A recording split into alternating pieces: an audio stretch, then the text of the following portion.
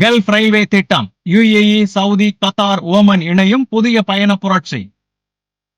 Gulf நாடுகளை ஒன்றிணைக்கும் மிகப்பெரிய கனவு திட்டமான கல்ஃப் ரயில்வே 2030க்குள் செயல்பாட்டுக்கு வரும் என அதிகாரப்பூர்வமாக அறிவிக்கப்பட்டுள்ளது.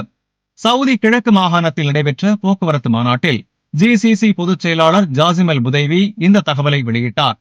இந்த ரயில்வே வலையமைப்பு Saudi Arabia, UAE, Qatar, Kuwait, Bahrain மற்றும் ஓமன் ஆகிய 6 நாடுகளையும் நேரடியாக இணைக்க உள்ளது. இதன் மூலம் இந்த நாடுகளுக்கு இடையிலான பயணம் வேகமானதாகவும் குறைந்த செலவானதாகவும் சுற்றுச்சூழலுக்கு உகந்ததாகவும் மாறும். இது சுற்றுலாத்துறையில் பெரிய மாற்றத்தை ஏற்படுத்தும் என நம்பப்படுகிறது. இப்போது கல்ஃப் நாடுகளுக்கிடையே பெரும்பாலும் விமானம் மற்றும் சாலை பயணமே உள்ளது. புதிய ரயில் சேவையால் துபாயிலிருந்து ரியாத், தோஹாவிலிருந்து மஸ்கட் போன்ற நகரங்களுக்கு எளிதான மற்றும் வசதியான பயணம் சாத்தியமாகும். பல நாடுகளை ஒரே பயணத்தில் சுற்றி பார்ப்பது சுற்றுலா பயணிகளுக்கு மிக எளிதாகும்.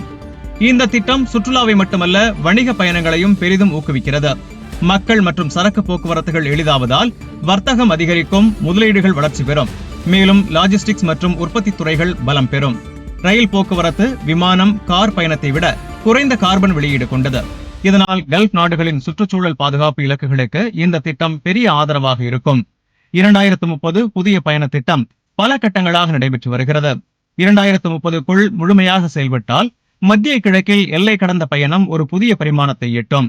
கல்ஃப் ரயில்வே இந்த பிராந்தியத்தின் சுற்றுலா, வணிகம், மக்களின் வாழ்க்கை முறை என அனைத்தையும் மாற்றப்போகும் ஒரு வரலாற்று திட்டமாக பார்க்கப்படுகிறது.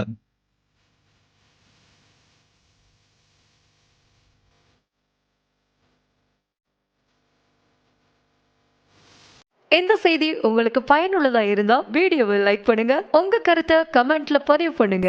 மேலும் வளைகுடா மற்றும் உலக செய்திகளை உடனுக்குடன் பெற கல்ஃப் 360 நியூஸின் தமிழ் சேனலை சப்ஸ்கிரைப் பண்ண மறந்துடாதீங்க.